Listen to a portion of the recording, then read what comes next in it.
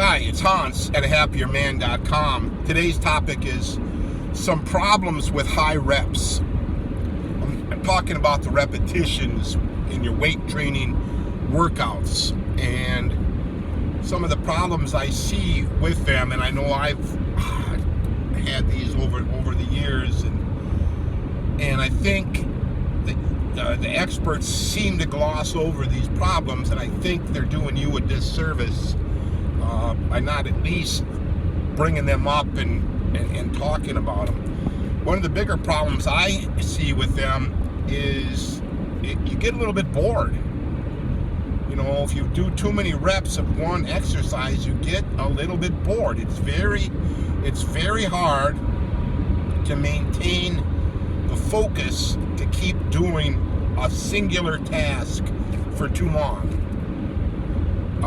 And then, of course, when you get bored, you lose your concentration, which means you lose your form, which means you get hurt.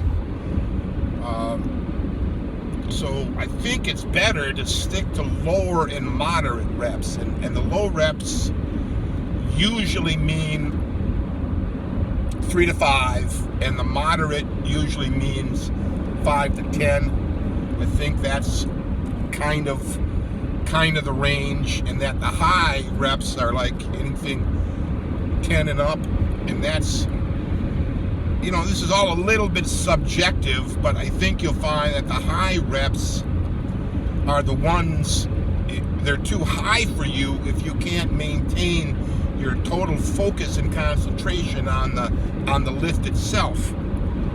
And I think we've been led astray by, let's say, the professional bodybuilders who kind of make use of those high rep sets. But part of the reason they're professionals is they can maintain that focus on those later reps. And yes, they seem to give you the hypertrophy, which makes your muscles bigger. It gives you a better pump. But if you get hurt when you're lifting, it's going to be very hard to have a pump, right? So you got to keep the goal in mind. The goal in mind, I think, is to get stronger. And as you're getting stronger, your muscles will get somewhat bigger. And unless you can maintain that perfect form throughout the exercise and you don't get hurt, sometimes you'll get hurt with perfect form. It's too much for you, right? So that's why another reason to keep those reps under control. I do a neck exercise, and I use a 45-pound plate, and my neck is getting stronger and stronger, and it's very hard to hold more than one 45-pound plate on your head, so I got to keep going up in reps. But by the end, oh man, I'm just kind of bored with that repetition. Of course, I don't want to hurt my neck because I have neck problems, and this exercise is helping me. So I am able to maintain my focus on that. But I've got a couple of other exercises that I try to do with a little higher reps, and they're very, very difficult to maintain that focus. My mind starts to wander. Even on that neck exercise, which is why I'm bringing it up, my mind was starting to wander. Instead of focusing on the lift at hand, I started thinking about all kinds of other stuff that has nothing to do with weight training. And that's kind of the problem. I'm bringing it up. You get bored with a lift if you're doing too many repetitions. So that brings to the second part of the high reps is you'll get fatigued and you lose your form. So even if you can concentrate on it fully, you may get fatigued. Not may, you will get fatigued because it's too many repetitions for your normal firing to handle. That's why it's better to keep the repetitions at a modest, low or moderate number so you can keep the form and try not to get hurt. But again, I'm in my 50s. I don't like getting hurt weight training, and these are all ways you get hurt, like going too high of reps, losing your form. The other part of the problem is it takes too long, right?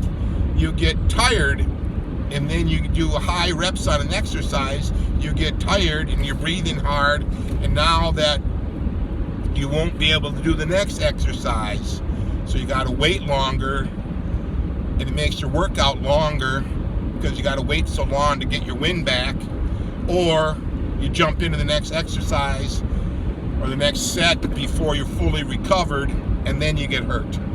So I think you want to be more cautious with these high reps and don't go overboard. Weight training for strength is better in the low reps, 3 to 5, as the starting strength model would show.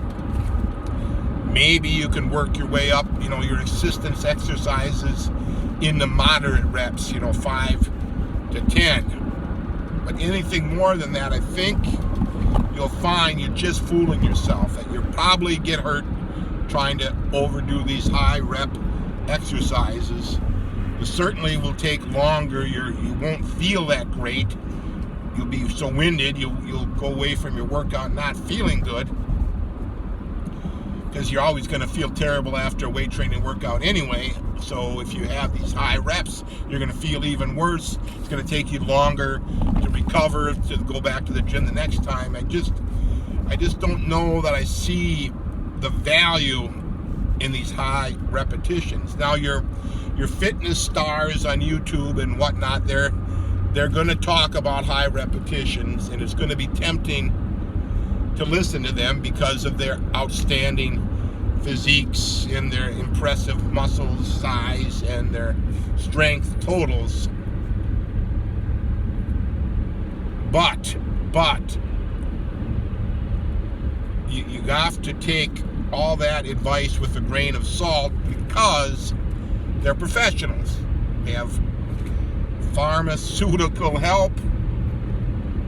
They make a living from their bodies, and that isn't me, that isn't you. You want to think about what can you do within the capacity you have. Don't get hurt. Enjoy your workouts, have productive workouts, do them over time. You're making the progress over time. If you try to get everything done in one workout, you're just asking for trouble. So give that idea some thought. Be careful don't go overboard on the number of repetitions. Keep the weights a little bit higher and the reps a little bit lower. All right, give that idea some thought. All for now.